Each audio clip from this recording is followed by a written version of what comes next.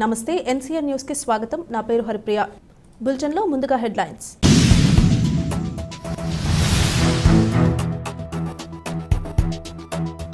Polavaram project కొరకు భూములు ఇచ్చిన రైతాంగాన్ని ప్రభుత్వం ఆదుకుంటుంది. జలవనరుల శాఖ మంత్రి డాక్టర్ నిమ్మల రామానాయుడు.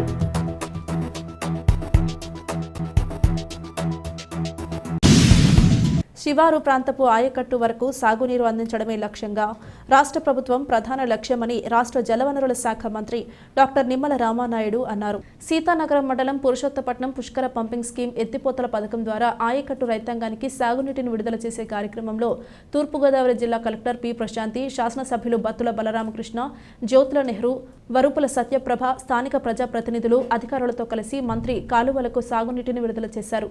ఈ సందర్భంగా మంత్రి డాక్టర్ నిమ్మల రామానాయుడు మాట్లాడుతూ 2 లక్షల ఎకరాల ఆయకట్టుకు 3,000 క్యూసెక్కుల సామర్థ్యం గల పురుషోత్తపట్నం లిఫ్ట్ ఇరిగేషన్ ద్వారా, పోలవరం ఎడమ కాలువ ద్వారా 60,000 ఎకరాలకు, అదేవిధంగా పుష్కర ఎత్తిపోతల పథకం నుండి 1,40,000 ఎకరాలకు 1,400 క్యూసెక్కుల సాగునీటిని కాలువల ద్వారా 15 రోజుల ముందుగానే విడుదల చేయడం జరిగిందన్నారు.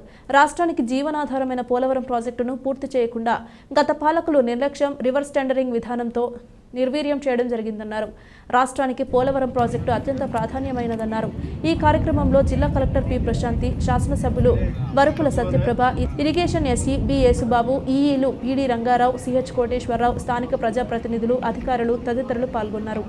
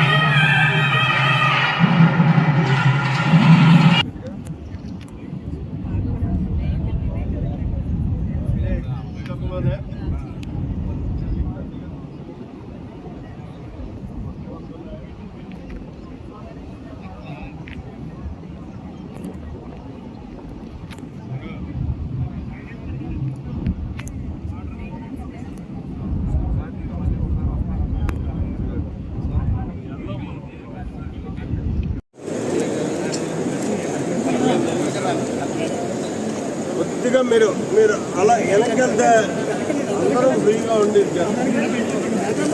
నువ్వు వెనకెళ్ళి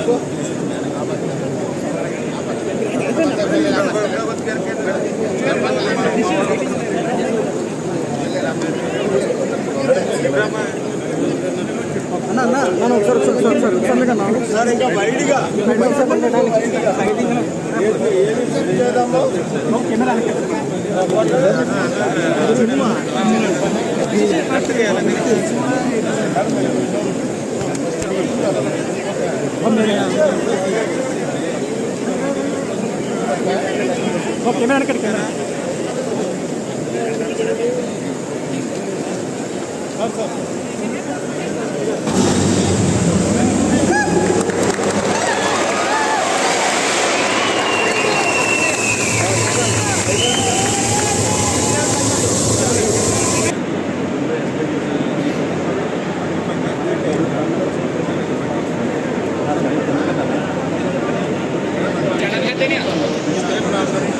ఉంటే తెలుగుదేశం ప్రభుత్వం కంటిన్యూ అంటే 2020కి పోలవరం ప్రాజెక్టు పూర్తయి ఉండేది. ఏదైతే 2019లో ప్రభుత్వం మారిన వెంటనే జగన్మోహన్ రెడ్డి ఏదైతే తన యొక్క రివర్స్ ఆలోచనతో రివర్స్ టెండరింగ్ తెచ్చి మరి అక్కడ ఉన్నటువంటి ఏజెన్సీలన్నింటినీ కూడా రద్దు చేసినమాట వాస్తవమా కాదా? 2019 అధికారం వదిలోకి వచ్చిన వెంటనే ఎవరైతే పోలవరంలో పనిచేసేటువంటి సమర్థవంతులైనటువంటి ఏదైతే అనుభూతులైనటువంటి అధికారులందరినీ కూడా మరి అక్కడి నుంచి మరి ట్రాన్స్ఫర్ చేసినటువంటి మాట వాస్తవమా కాదా?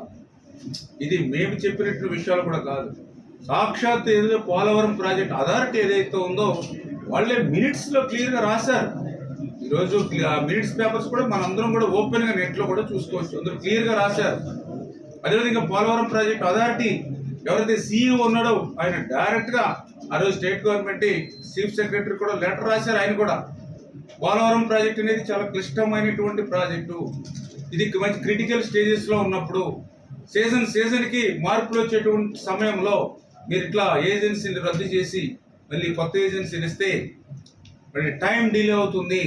2009లో కూడా ఇట్లా పనిచేసి ఏజెన్సీని రద్దు చేసి మళ్ళీ కొత్తగా మరి టెండర్స్ పెరగడం వల్ల టైం డిలే అయింది. నెక్స్ట్ కొత్త ఎస్ఎస్ఆర్ రేట్లతో ప్రాజెక్ట్ అంచనా వ్యయం కూడా పెరుగుతుంది. పైగా ఏదైతే 2 ఏజెన్సీలకు మీరు వర్క్ ఇస్తే ఆ వర్క్లో ఏదైనా నాణ్యతలో ప్రమాదం ఏర్పడితే ఏ ఏజెన్సీ బాధ్యత వహిస్తుంది? అంచేత ఇటువంటి పనులు చేపట్టవద్దు. ఖచ్చితంగా ఏదైతే ఉన్న ఏజెన్సీలతో ముందుకెళ్ళండి అని చాలా క్లియర్గా, ఒక రకంగా చెప్పాలంటే ఆ సీఈఓ అయితే డైరెక్ట్గా హంబుల్ రిక్వెస్ట్, కనీసం కొనసాగించండి ఉన్న వ్యవస్థనని సాక్షాత్తు పీపీఏజీ మినిట్స్ చెప్పిన పీపీఏ లేఖలో రాసిన పెడచెవను పెట్టినటువంటి ముఖ్యమంత్రి ఆ రోజు జగన్మోహన్ రెడ్డి. మరి ఆ రోజు పోలవరం విధ్వంసం, అది కూడా మేము చెప్పినటువంటి మాటల్లో కాదు, సాక్షాత్తు ఐఐటి హైదరాబాద్ నిపుణులు చెప్పినటువంటి మాటలు అవన్నీ కూడా. ఏదైతే నీతి ఆయోగ్ ఏదైతే ఆ యొక్క పోలవరం మీద వాళ్ళు ఇచ్చినటువంటి రిపోర్ట్ నిమ్మంటే ఐఐటి హైదరాబాద్ చాలా క్లియర్గా వాళ్ళ రిపోర్ట్లో మెన్షన్ చేశారు. ఏదైతే డయాఫ్రమ్ వాల్ ఏదైతే ఉందో ఆ డయాఫ్రమ్ వాల్ 2020 ఆగస్టులో వచ్చినటువంటి వరదలకి దెబ్బతింది. ఏదైతే 2019 మే నెల నుంచి 2000 ఆగస్టు వరకు అంటే దగ్గర 15 నెలలు ఏజెన్సీ లేకపోవడం, ఏజెన్సీ వచ్చిన తర్వాత కూడా పనులు ప్రారంభించుకోవడం, అంటే పోలవరం ప్రాజెక్టుని 15 నెలలు గాలిలో ఉంచేయడంతో ఆ అప్పర్ కాపర్ డ్యాము ఆ సమయంలో పూర్తి చేయకపోవడంతో ఆ వరద నీరు ఏదైతే అక్కడ కాపర్ డ్యామ్కి కొద్దిపాటి గ్యాప్ ఏదైతే ఉందో ఆ కొద్దిపాటి గ్యాప్లోనే 22 లక్షల క్యూసిక్ల నీరు ఏదైతే ఫ్లడ్కి వచ్చిందో అది సుడులు తిరిగి ఏదైతే ఆ యొక్క డయాఫ్రమ్ వాల్కి సంబంధించి ముందున్నటువంటి ఈ శాండ్ని కూడా తవ్వి 50 అడుగులు